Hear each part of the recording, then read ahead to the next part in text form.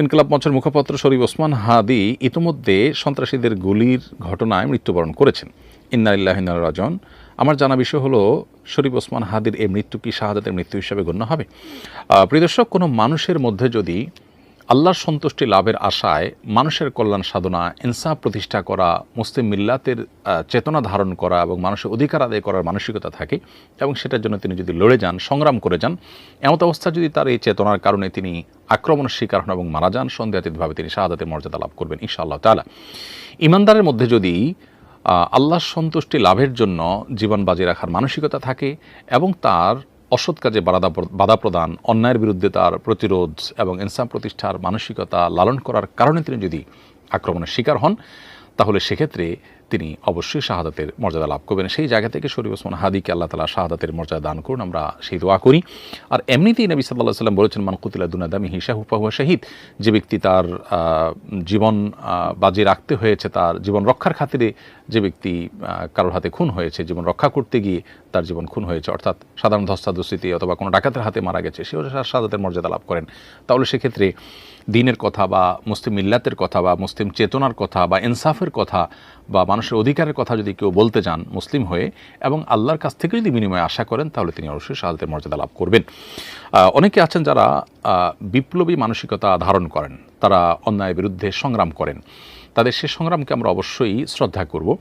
কিন্তু তার মধ্যে যদি আল্লাহর প্রতি বিশ্বাস না থাকে অথবা তিনি যদি এই সংগ্রামটা করেন তার মানবিক চেতনা থেকে শুধুমাত্র, এর জন্য তিনি আল্লাহর কাছ থেকে কোনো বিনিময় আশা করেন না, আল্লাহর সন্তুষ্টি লাভের আশায় করেন না, কোরআন হাদিসের নির্দেশনার কারণে করেন না, তাহলে সেক্ষেত্রে তার এই আত্মত্যাগটা শাহাদাত হিসাবে বিবেচিত হবে না। শাহাদাত বিষয়টা আসলে নিয়তের সাথে সংশ্লিষ্ট বিষয়। কেউ যদি আল্লাহর সন্তুষ্টির আশায় জীবন বাজি রাখেন, যা করেন তা আল্লাহকে খুশি করার জন্য করেন, তার জীবন মরণ আল্লাহর উদ্দেশ্যে যিনি উৎসর্গ করার জন্য প্রস্তুত থাকেন, তাহলে সেক্ষেত্রে তিনি শাহাদাতের মর্যাদা লাভ করেন। আমরা দোয়া করি শরীফ ওসমান হাদির সমস্ত ভুল ত্রুটি মাফ করে আল্লাহ তাআলা তাকে শাহাদাতের সর্বোচ্চ মাকাম দান করেন এবং তার সুখ সন্তপ্ত পরিবারকে সান্ত্বনা সইবার শক্তি নসিব করেন এবং সেই সাথে এখান থেকে অনুপ্রাণিত হয়ে আমাদেরকে আল্লাহর সন্তুষ্টির লাভের আশায় জীবন বাজি রাখার মানসিকতা আমাদেরকে ধারণ করার তৌফিক দান করুন। বস্তুবাদের এই পৃথিবীতে আমরা বেশিরভাগ মানুষ দুনিয়ার মোহে এতটা মোহাবিষ্ট হয়ে গেছি যে আমরা প্রত্যেকটা মানুষ শুধু বাঁচার জন্য সংগ্রাম করি এবং মরতেই যখন হবে তখন আল্লাহর রাহে আমি জীবন বাজি রেখে যেন মরতে পারি, আমি যেন অন্যায়ের বিরুদ্ধে কথা বলতে গিয়ে যেন আমার মৃত্যু হয়, আমার মৃত্যুটা যেন শাহাদাতের মৃত্যু হয়, আল্লাহর সন্তুষ্টি লাভের আশায় যেন আমি জীবন বাজি রাখতে পারি, সেই চিন্তা, সেই চেতনা আমাদের প্রত্যেকটা মানুষের মধ্যে থাকা দরকার, এজ এ ইমানদার আমাদের মধ্যে থাকা দরকার। আল্লাহ রাব্বুল আলামিন শরীফ ওসমান হাদির ভালো গুণগুলো দিয়ে আমাদের তরুণ সমাজকে ভরে দিন এবং সেই তরুণ সমাজকে অন্যায়ের বিরুদ্ধে ইনসাফ প্রতিষ্ঠার জন্য, ন্যায় নিষ্ঠ হওয়ার জন্য এবং মুসলিম মিল্লাতের কল্যাণ সাধন করবার জন্য এবং আল্লাহর সন্তুষ্টির উদ্দেশ্যে মানবতার কল্যাণ সাধন করবার জন্য সবাইকে দুনিয়ার লোভ মোহের ঊর্ধ্বে উঠে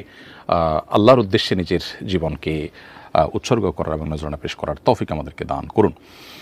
এরপরে প্রশ্ন হল নীলাঞ্জনা আক্তার নীলা, আপনি লিখেছেন, আমার নাম নীলা কিন্তু আমার সার্টিফিকেট আর জন্ম নিবন্ধনে